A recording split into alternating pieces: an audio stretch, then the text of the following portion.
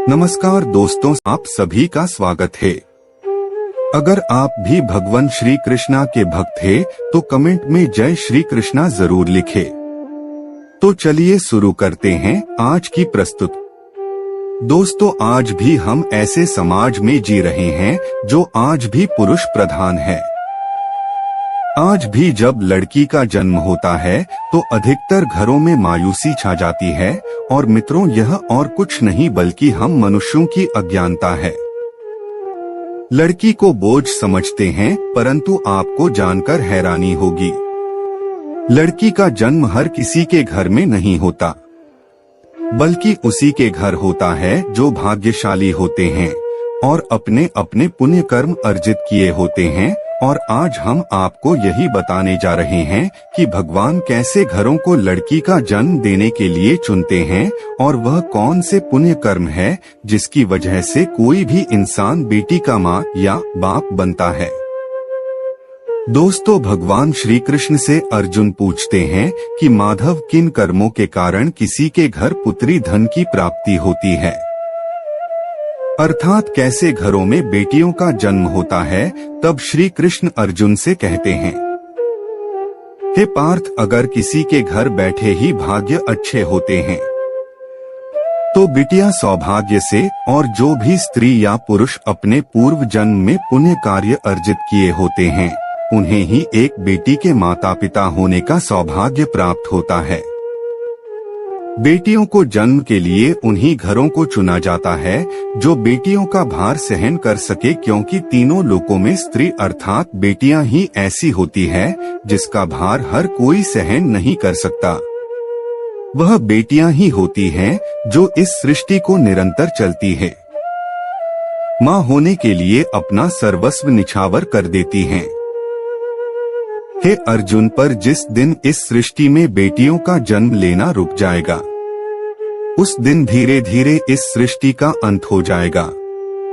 मित्रों, भगवान श्री कृष्ण के इन बातों पर गौर किया जाए तो उनका कहा बिल्कुल सही है, क्योंकि बेटियां अगर नहीं होंगी तो किसी का भी वंश आगे नहीं बढ़ सकता। दोस्तों, आपने भी कई लोगों को कहते सुना होगा कि जिस घर में बेटी का जन्म होता है वह घर स्वर्ग के समान होता है, क्योंकि बेटा तो केवल एक कुल को रोशन करता है, बेटियां तो दो कुलों को रोशन करती है। माता पिता के घर वो बेटी के रूप में अपने उत्तरदायित्व का निर्वहन करती हैं, तो ससुराल आकर एक बहू के रूप में सारे कर्तव्यों का पालन करती हैं। दोस्तों, आजकल आप सुनते ही हो, बेटियां बहू परिवार में किसी के मर जाने पर उसका पिंड दान नहीं कर सकते, लेकिन यह बिल्कुल भी सही नहीं है, क्योंकि रामायण में बताया गया है कि प्रभु श्री राम के पिता राजा दशरथ की मृत्यु हो गई तो माता सीता अर्थात राजा दशरथ की बहू नहीं उनका पिंडदान किया था, जिससे उन्हें जन्म मरण के चक्र से मुक्ति मिल गई थी। इतना ही नहीं, हिंदू धर्म शास्त्रों में बताया गया है कि बेटियां भी अपने पिता के नाम का पिंडदान कर सकती हैं। वही अगर ससुराल पक्ष में कोई पुरुष नहीं है तो इस स्थिति में बहू भी पिंडदान कर सकती है। इसलिए मित्रों, वह लोग बहुत किस्मत वाले होते हैं जिनकी घर में बेटी जन्म लेती है। वही वह परवल किस्मत के होते हैं जिनके घर एक से ज्यादा बेटियां होती हैं। शायद यही कारण है कि बेटियों को लक्ष्मी कहा गया है। दोस्तों, बहुत से लोगों की सोच यही होती है, बेटी है तो बिना समय गवाएं और इस पर पढ़ाई में पैसे लगाएं, जल्द से जल्द शादी कर दो। लेकिन यह सोच एक बेटी के भविष्य को बर्बाद कर देती है। जरा सोचिए, एक बच्ची के मन में कितने सपने होते हैं, उसे कुछ करना है लेकिन यह सपने सिर्फ सपने ही रह जाते हैं।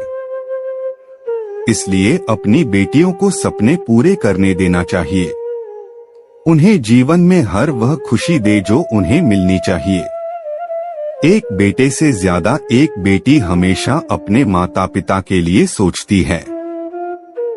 माता पिता को प्यार और अपनापन बेटी ही दिखा सकती है। बेटी के जन्म को एक जश्न की तरह मनाना चाहिए। माता पिता को बेटी को हमेशा एहसास दिलाना चाहिए कितने खास ये बेटी है। मित्रों, बेटी कभी भी बाप पर बोझ नहीं होती। वह सिर्फ अपनी और अपने परिवार की किस्मत बनाने के लिए जन्म लेती है। एक कथा के अनुसार दो मित्र लंबे समय के बाद एक दूसरे से मिले। एक दोस्त ने दूसरे से उसका हाल पूछा तो जवाब में उसने कहा कि मेरे हाल तो एकदम बढ़िया है, और हो भी क्यों ना मेरे दो बेटे जो है। तभी वह अपने दोस्त से पूछता कि तेरे घर में कितने बच्चे हैं। दोस्त खुशी के साथ बताता है कि मेरे घर में दो बेटियां हैं। उसका दोस्त भगवान का शुक्रिया अदा करता हुआ कहता है कि मैं धन्य हूँ, मेरे घर बेटियां नहीं। यह सुनकर पिता की आंखों में आंसू आ गए। तभी उसकी बेटी पिता के मित्र से कहती है कि अंकल, भगवान हमेशा भाग्यवान को ही बेटी देते हैं, कभी गरीब को बेटी के रूप में माता लक्ष्मी नहीं देते। भगवान उसी को पुत्री का सुख देते हैं जिसके अंदर पालने की सामर्थ्यता होती है, जो गरीब होकर भी अपनी बेटी को पाल सकता है। एक बार स्वामी विवेकानंद वैष्णो देवी की सीढ़ियां चल रहे थे। बगल से किसान अपनी बेटी को कंधे में बिठाए चढ़ाई चल रहा था। तभी स्वामी विवेकानंद ने कहा कि बाबा, आपकी बेटी का बोझा आपको लग रहा होगा, इसको मैं उठा लेता हूँ और माता वैष्णो के दरबार तक ले चलता हूँ। सबके सामने स्वामी विवेकानंद से कहा कि बेटी कभी भी बाप के कंधे पर बोझ नहीं होती। बेटियां अगर बाप के कंधे पर हों तो वह हर बोझ को हल्का कर देती है। मित्रों, बेटियां कभी भी धन की भूखी नहीं होती, जो सिर्फ मान और सम्मान की भूखी होती है। अब सोचने वाली बात है कि कौन सी कर्म के बाद आप किसी के घर लड़की के रूप में जन्म लेते हैं और उनके घर के लिए लक्ष्मी का रूप साबित होते हैं। गरुड़ पुराण में बताया गया है कि जब आत्मा को नया जन्म मिलता है तब आत्मा को शरीर के अनुसार व्यवहार में चलकर अपने कर्म करने होते हैं। शरीर के जरिए कर्म करके ही एक आत्मा अपने जन्म के उद्देश्य को सार्थक भी बना सकती है और निरर्थक भी, यदि कोई पुरुष महिलाओं का आचरण करता है, स्वभाव में महिलाओं वाली आदतें ले आता है या वही काम करना चाहता है तो एक महिला को करना चाहिए, तो ऐसे ही पुरुषों का आत्मा स्त्री का शरीर धारण करती है। वहीं गरुड़ पुराण में बताया गया है, यदि कोई व्यक्ति मृत्यु के अंतिम क्षण में किसी स्त्री को याद करते हुए प्राण त्यागता है तो वह अगले जन्म स्त्री के रूप में जन्म लेता है।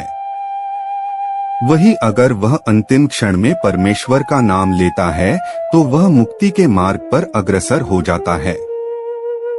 दोस्तों, आपको आज का वीडियो कैसा लगा हमें कमेंट करके जरूर बताएं। ऐसे ही ज्ञान वर्धक शास्त्र की बातें जानने के लिए हमारे चैनल को सब्सक्राइब करें और ऑल बेल आइकॉन को प्रेस करें ताकि चैनल पे अपलोड किया गया हर एक वीडियो सबसे पहले आप देख सके।